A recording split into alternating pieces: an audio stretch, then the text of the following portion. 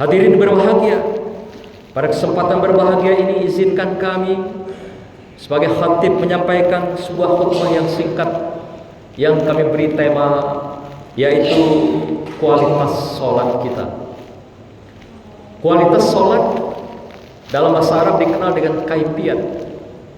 Kaifiyat artinya sholat yang dilaksanakan sesuai dengan ketentuan-ketentuan yang telah diuswahkan, yang telah dicontohkan oleh Rasulullah Sallallahu Alaihi Wasallam. Dalam sebuah hadisnya Rasulullah mengatakan, "Sallu kama ra'aitumuni usalli." Salatlah kamu sebagaimana yang sudah aku tunjukkan contohnya, yang sudah aku uswahkan, dan salatlah kamu sebagaimana aku salat. Beginilah Rasulullah meminta kita, mulai dari niat sampai salam, demikian juga gerakan-gerakan dan seluruh bacaan-bacaan dengan maknanya sekaligus kita telah diberikan uswahnya. Namun dalam kenyataan, sudah berkualitaskah sholat-sholat kita? Sudah sempurnakah sholat kita? Sudah benarkah sholat yang kita lakukan dalam kehidupan kita? Apakah sholat kita masih seperti sholat kita waktu akil balik dulu, ketika diajarkan oleh orang tua kita, diajarkan oleh ustadz kita, di masjid, di musola, di rumah, dengan berbagai bacaan, dengan gerakan yang seadanya? Apakah kita sudah meningkatkan kualitas sholat-sholat kita itu di sepanjang hayat kita? Sampai detik-detik ini kita menunggu saat-saat giliran dipanggil oleh Allah Subhanahu wa ta'ala. Maka sebagai khatib,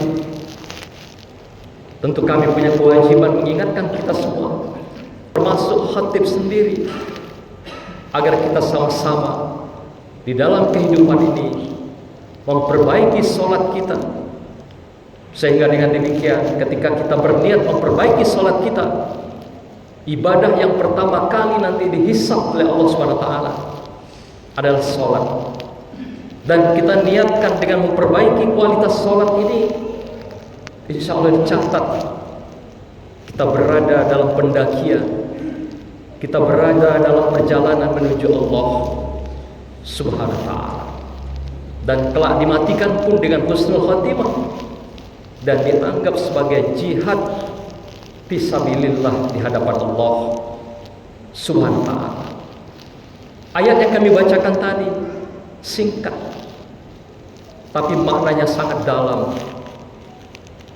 Apa yang dikatakan oleh Allah mengingatkan kita semua di dalam ayat ini, kata kuncinya adalah innas sholata tanha anil fahsya'i wal munkar. Sesungguhnya sholat dapat mencegah di dalam kehidupan kamu terhadap perbuatan keji dan mungkar. Keji dan mungkar adalah karakter kehidupan, adalah akhlak. Keji adalah kezaliman, zalim pada diri kita, melakukan berbagai kejahatan secara pribadi, secara kelompok. Itulah perbuatan keji dan zalim. Dan mungkar yang justru merugikan orang banyak, merugikan masyarakat, bangsa dan negara termasuk agama. Inilah kemungkaran. Dengan sholat seharusnya yang sudah puluhan tahun kita lakukan, tidak lagi harusnya muncul dalam kehidupan kita sikap-sikap ghibah, menggunjing dalam kehidupan. Tidak lagi tampil sikap-sikap fitnah, adu domba, gosip, intrik dalam kehidupan. Tidak lagi hadir harusnya sikap-sikap namimah, mengambil, merampok hak-hak orang lain yang bukan haknya,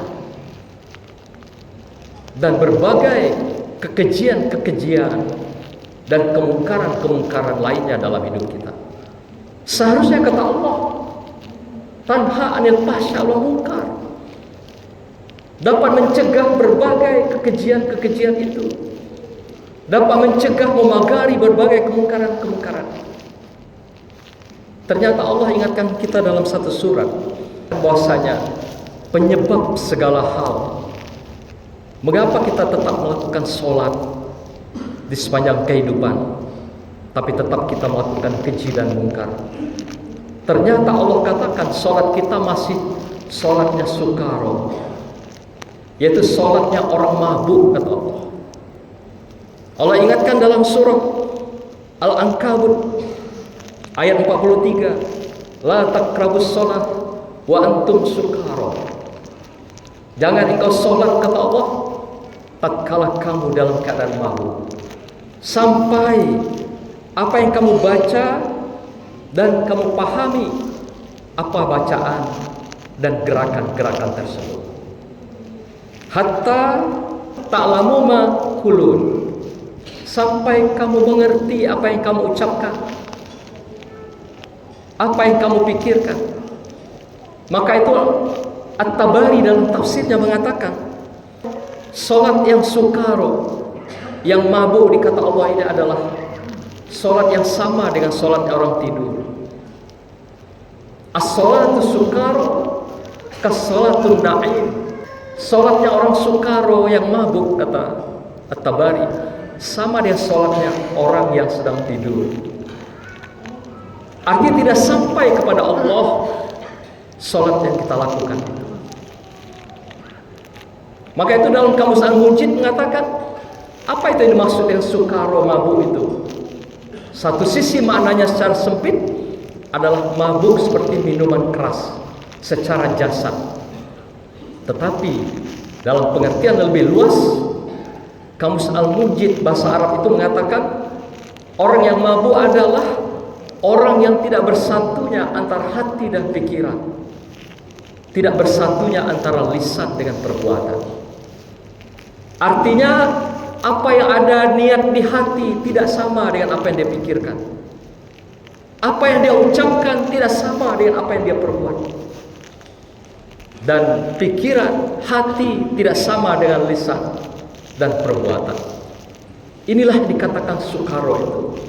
Dan Allah ingatkan kita dengan sholat sukaro itu, tentu saja masih ada dinding antara kita dengan Allah. Padahal sholat adalah penghambaan kita kepada Allah. Sholat adalah kita mengangkat diri kita mulia di hadapan Allah. Mi'raj. Sholat adalah kita membingkai agama ini. As-sholatu imaduddin, yaitu menjadi kekuatan dasar tiang daripada agama kita. Oleh karena itu Allah minta, perbaikilah sholatmu. Dalam bahasa yang umum dikatakan khosyi'un, sholat yang khusyuk, sholat yang kaifiat, mengikuti tuntunan dan juga contoh yang ditunjukkan oleh Rasulullah SAW, agar sholat kita tanha anil fahsya wal munkar dalam kehidupan. Hadirin berbahagia, tentu siapapun kita, mungkin beragam gaya dan macam sholat yang sudah kita lakukan, tapi mari kita memperbaiki kualitas sholat kita. Karena dengan kualitas sholat yang baik di hadapan Allah, dia akan juga menjadi orang-orang pribadi yang berkualitas.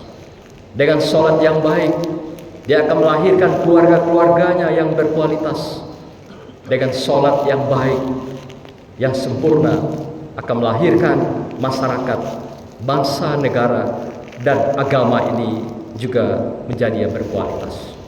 Hadirin berbahagia, semoga kita tetap selalu memperbaiki sholat kita, karena kita hidup bukan di negeri yang penuh dengan kehampaan, tapi kita hidup dengan berbagai godaan, pengaruh baik yang gaib maupun makhluk-makhluk manusia lainnya, jin dan manusia.